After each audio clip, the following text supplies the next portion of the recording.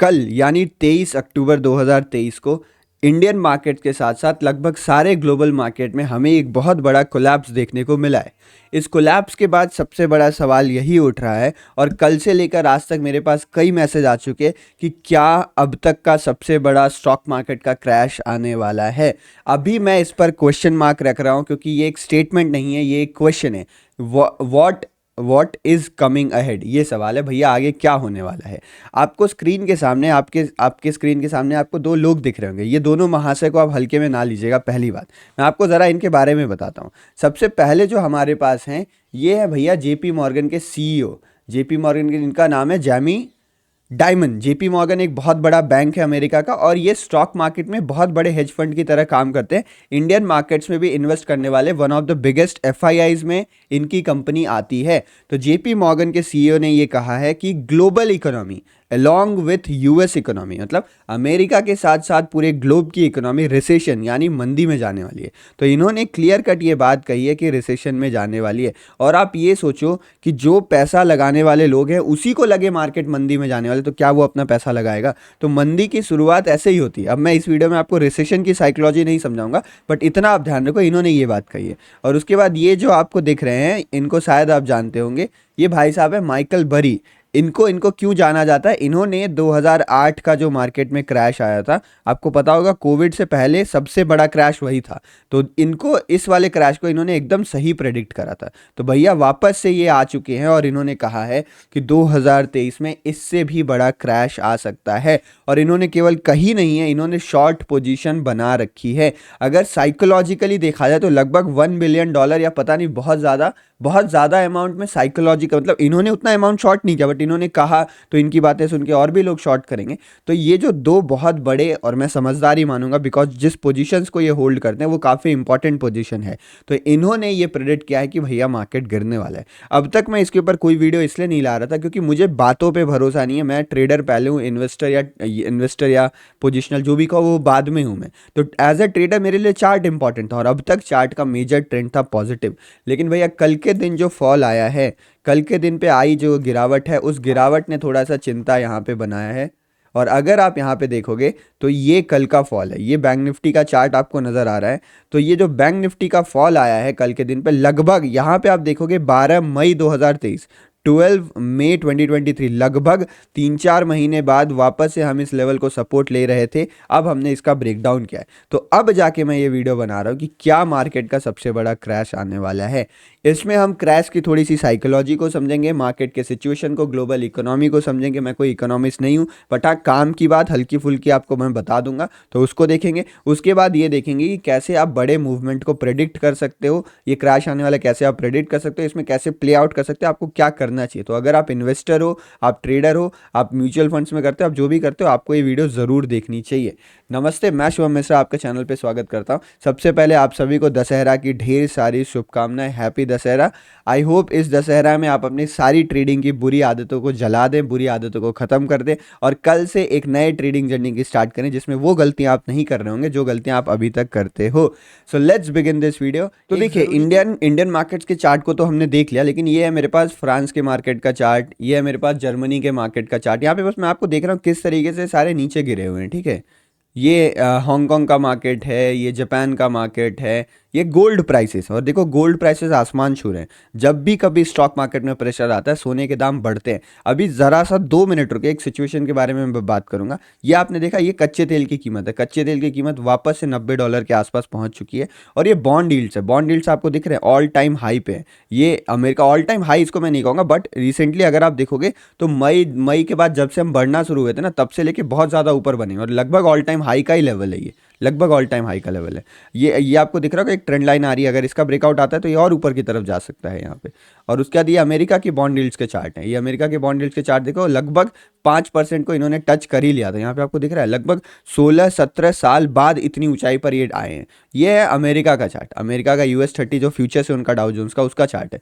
और इसमें भी आपको clear cut down trend visible है। इसमें जो एक इंपॉर्टेंट ट्रेंड लाइन थी उसका ब्रेकडाउन ऑलरेडी हो चुका है। अगर ये लेवल्स टूटते हैं तो ऑफिशियली ये डाउन ट्रेंड में चले जाएंगे, यानी इनका भी ट्रेंड चेंज हो जाएगा। यानी आपने देखा कि पूरे ग्लोब पे प्रेशर है, जो पूरा ग्लोब है वो उस पे प्रेशर हमें दिख रहा है, कोई स्पेसिफिक मार्केट नहीं है जिस पे आप बोल सकते हो प्रेशर है। अगर स्पेसिफिक मार्केट में दिक्कत होती तो हम ये कह सकते थे कि चलो भैया उसकी खराबी है, उसके देश में कुछ हो रखा है। इसके पीछे के अगर आप रीजंस को थोड़ा सा डिटेल में स्टडी करना चाहोगे तो सबसे पहला रीज़न क्या है? सबसे पहला रीज़न है भैया इंटरेस्ट रेट। ये मंदी के पीछे का कारण सबसे बड़ा यही है। अगर मार्केट में या किसी देश में या किसी इकोनॉमी में इंटरेस्ट रेट बहुत ज़्यादा रहता है तो इसका डायरेक्ट इम्पैक्ट पड़ता है इकोनॉमी पे, डायरेक्ट इम्पैक्ट पड़ता है इकोनॉमी पे। यानी जितना ज़्यादा इंटरेस्ट रेट उतना ज़्यादा इकोनॉमी के ऊपर प्रेशर, उतना ज़्यादा कंपनियों के रिजल्ट्स खराब, उतनी ज़्यादा इकोनॉमी में एक्टिविटी को रिड्यूस किया जाएगा, लिक्विडिटी को कम किया जाएगा। तो यानी अगर इंटरेस्ट रेट को हम क्यों बढ़ाते हैं? हम बढ़ाते हैं महंगाई कम करने के लिए। तो कोविड के टाइम क्या हुआ, जब चीज़ें गिरी, कोविड जब, मैं आपको पूरी कहानी सुनाता क्या हुआ। तो ये बात है लगभग 2020 की, जब कोविड का टाइम था, 2020 में मार्च में शायद आया था कोविड ना। तो उस टाइम मार्केट बहुत तेज़ी से गिरने लगा और इस गिरते हुए मार्केट में लॉकडाउन लगा, यानी इकोनॉमीज के कोलैप्स होने की चांसेस हो गए थे कि लोगों का डिमांड एकदम खत्म, लोग बाहर निकल ही नहीं रहे घर से। बहुत सारे सेक्टर जीरो बजट पे काम कर रहे थे, जीरो नेट रेवेन्यू था उनका। तो ऐसे जगह पे सरकार स्टेप इन करती है और सरकार क्या करती है? मदद, कि भैया बैंक्स को हम बोल रहे हैं कि आप आओ मेरे पास से पैसा ले जाओ, आप मेरे पास से पैसा ले जाओ, मैं आपको बहुत कम इंटरेस्ट रेट पे पैसा दे रहा हूँ, आप जाओ लोगों में बांटो, कंपनियों को बांटो, ताकि हमारी इकोनॉमी सर्वाइव कर सके। तो वहाँ पे हमने इंटरेस्ट रेट को बहुत ज़्यादा कम कर दिया। जो भी सेंट्रल बैंक थे, चाहे हमारी आरबीआई हो जाए, चाहे इंग्लैंड का ईसीबी हो जाए, चाहे फेड हो जाए, चाहे ऑस्ट्रेलियन सेंट्रल बैंक हो जाए, जापान, चाइना, हर देश में इंटरेस्ट रेट को बहुत ज़्यादा कम किया गया।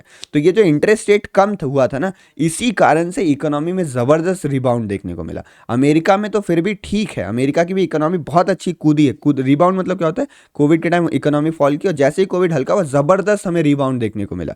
और ये जो, मैं आपको चार्ट भी दिखा देता हूँ, ऐसे फील नहीं आएगा। ये देख लो, निफ्टी का चार्ट है, ये आप देख रहे हो, ये देख लो आप, ये था कोविड का गिरावट। आप सोचो खुद, कोविड की गिरावट कितनी छोटी लगती है। ये थी कोविड की गिरावट और उसके बाद आया ज़बरदस्त रिबाउंड मार्केट में। रिबाउंड क्यों आया? क्योंकि सरकार ने इकोनॉमी को सपोर्ट किया और इस इकोनॉमी को सपोर्ट करने के चक्कर में क्या हुआ, वहाँ पे हमने हल्का सा बैलेंस खोया और हमने इस पे फोकस कर दिया कि लेट्स फॉरगेट अबाउट महंगाई, जिस कारण से महंगाई हद से ज़्यादा बढ़ गई। तो उस टाइम जो हमने बैलेंस खोया, अब उसका जो फल है वो अभी हम भुगत रहे हैं। तो अब इकोनॉमी ठीक है, इकोनॉमी तो बहुत बढ़िया हो गई, रेजिलियंट हो गई है, बहुत अच्छी बात है, लेकिन महंगाई अब हद से ज़्यादा हो रही है।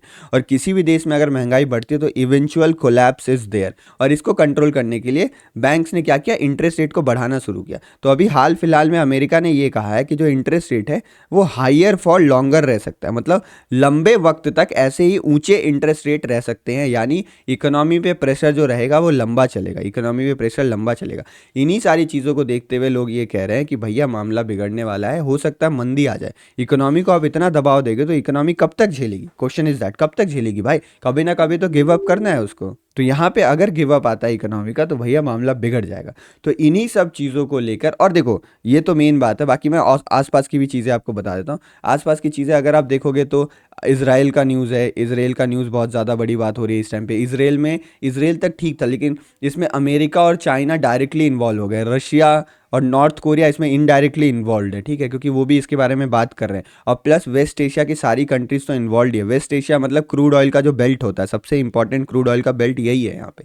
रशिया अमेरिका एक बार के लिए ठीक है, बट अगर वेस्ट एशिया क्रूड ऑयल का प्रोडक्शन डिसरप्ट करता है तो बहुत बड़ी दिक्कत हो जाएगी पूरे दुनिया के लिए। तो यहाँ पे क्रूड ऑयल बेल्ट पे चिंता बढ़ी है, वेस्ट एशिया में चिंता बढ़ी है। तो आई होप अब आपको समझ में आ गया होगा कि क्या ये बड़ा क्रैश हो सकता है। इस सवाल का जवाब देते, आपको सिचुएशन समझ में आ गई ना, तो इसका जवाब देते। तो मैं सच बताऊं ना, तो मार्केट में कोई भी क्रैश ऐसे प्रेडिक्ट नहीं किया जा सकता है। आप सिचुएशन देख के ये पता लगा सकते हो, आप पोजीशन बना सकते हो। मेरी बात सुनना, आप पोजीशन बना सकते हो, आप पैसा कमा सकते हो, आप पैसा कमा सकते हो, आप नई शॉर्ट की पोजीशन बना सकते हो, आप यहाँ पर अपना पोर्टफोलियो बचा सकते हो, तगड़ा प्रॉफिट कर सकते हो, आप सब कुछ कर सकते हो यहाँ पे, लेकिन आप प्रेडिक्ट नहीं कर सकते हो। कोविड के टाइम भी बहुत लोगों ने कोशिश करी कि बॉटम प्रेडिक्ट कर देंगे, अभी तो 7,000 पे है निफ्टी, निफ्टी 5,000 जाएगा, निफ्टी 6,000 जाएगा, निफ्टी इतना गिरेगा, निफ्टी उतना गिरेगा, निफ्टी बढ़ नहीं पाएगा, निफ्टी 5 साल तक यहीं रह जाएगा, फिर जाके अपना हाई ब्रेक कर पाएगा।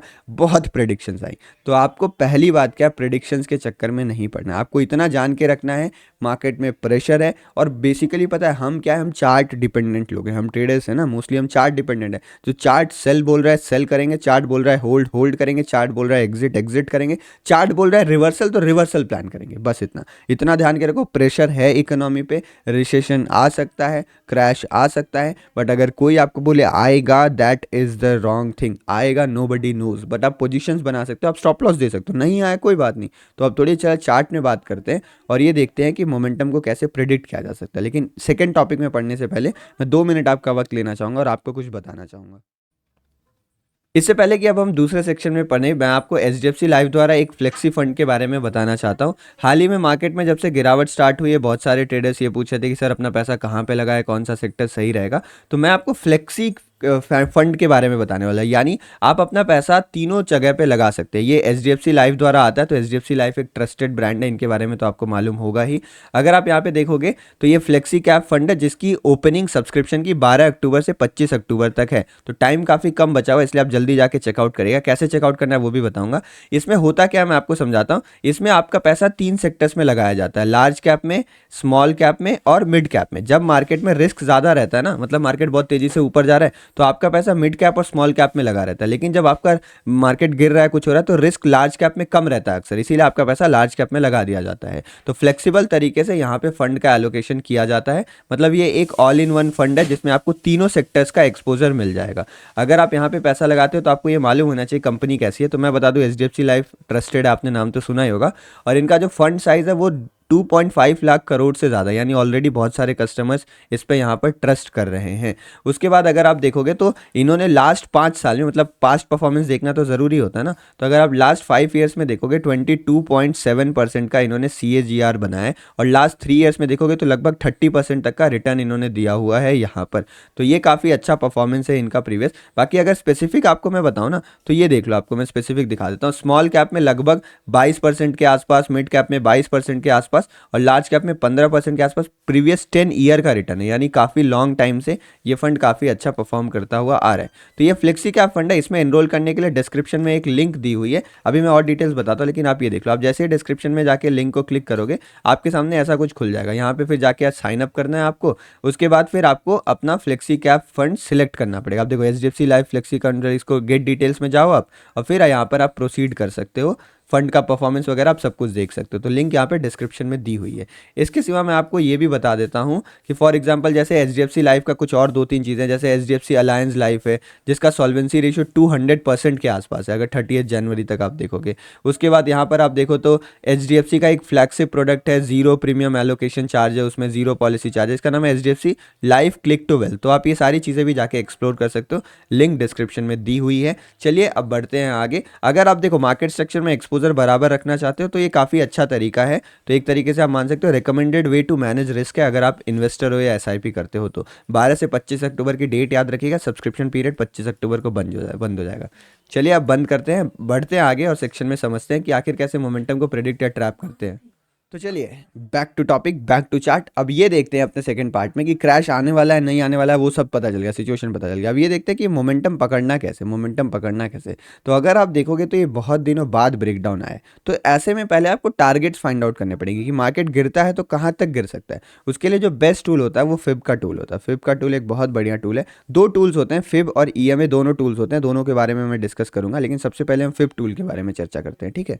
तो अगर आप यहाँ पे देखोगे बॉटम से टॉप में, अगर मैं यहाँ पे फिब लगाता हूँ, अगर यहाँ पे मैं फिब लगा, देखो ये रिसेंट बॉटम है, ये रिसेंट टॉप है। अगर मैं यहाँ पे फिब लगा रहा हूँ तो आपको क्लियर कट दिख रहा होगा, ये है भैया 0.5 का एरिया। 0.5 का एरिया है 42,400 के आसपास, 42,400 के पास। और जो 0.168 का एरिया है 41,600। यानी अगर मार्केट को इस वाले लो को रेस्पेक्ट करना है, इस वाले लो को रेस्पेक्ट करना है, ये वाली जो मूवमेंट आई है इसको रेस्पेक्ट करना है, तो market should not go below 41,600। तो फिलहाल के लिए जो ये ब्रेकडाउन है, अगर ये ब्रेकडाउन सक्सेसफुल रहता है, क्यों? क्योंकि अभी कंफर्मेशन नहीं मिली, एक सिंगल कैंडल क्लोज हुई है। कंफर्मेशन क्या मतलब, ये ट्रैप कब होगा? मान लो अगर हम इस लेवल के ऊपर उठ जाते, 44,800 के ऊपर अगर निकल गए ना, तो आप मान लो कि ये ट्रैप था और मार्केट वापस से ऊपर जाने के लिए तैयार है। Forget about crash and everything, कुछ भी हो जाए। बट अगर हम इस कैंडल्स के लो के नीचे टिकते हैं तो पहला टारगेट हमारा क्या होगा? 41,400 का होगा फर्स्ट टारगेट, ये आपका फर्स्ट टारगेट होगा। सेकंड टारगेट क्या होगा? 41,600।